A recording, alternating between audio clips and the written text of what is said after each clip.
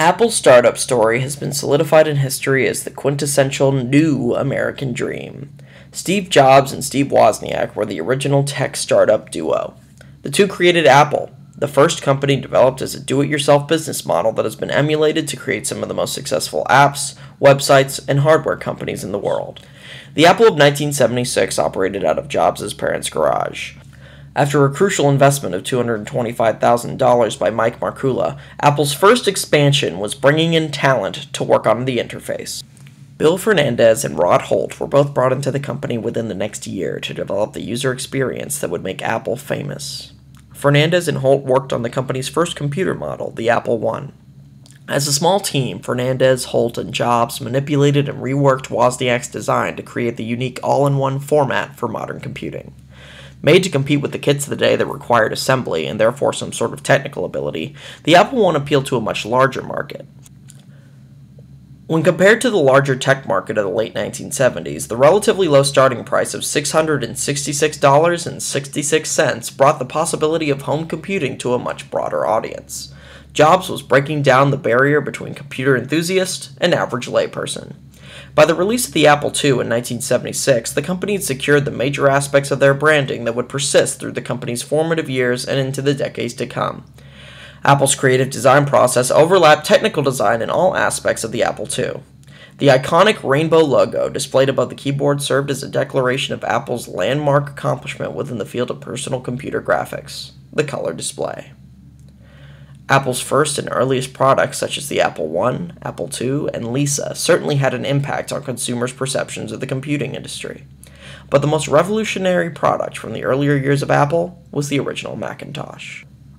Until the late 1970s, many consumers viewed computers primarily as tools for corporations. Computers were machines that left no room for creativity and could be used by Orwellian governments and giant corporations to sap individuality.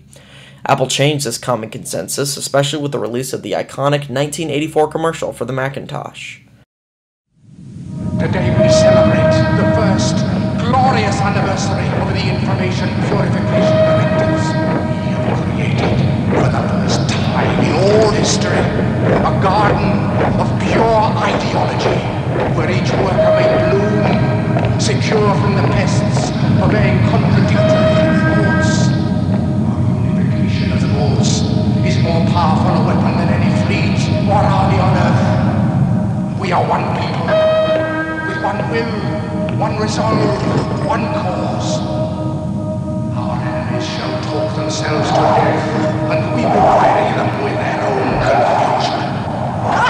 We shall prevail. On January 24th, Apple Computer will introduce Macintosh. And you'll see why 1984 won't be like 1984.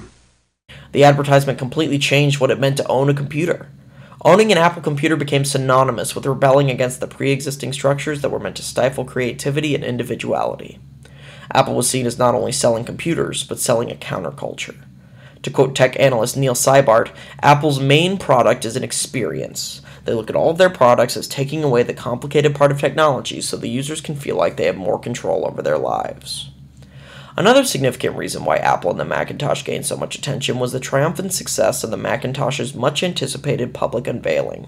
During the reveal, which took place roughly a year after the airing of the 1984 commercial, Steve Jobs delivered a demonstration of the Mac's capabilities in front of 2,600 journalists and stockholders. The seduction of the interface that would characterize Apple devices to this day was evident in the audience's reaction. Not used to such beautiful graphic displays, the audience quieted for a moment. A few gasps could be heard. The audience was entranced. To conclude the demonstration, the Macintosh used a text-to-speech program, eerily reminiscent of today's Siri, to introduce itself.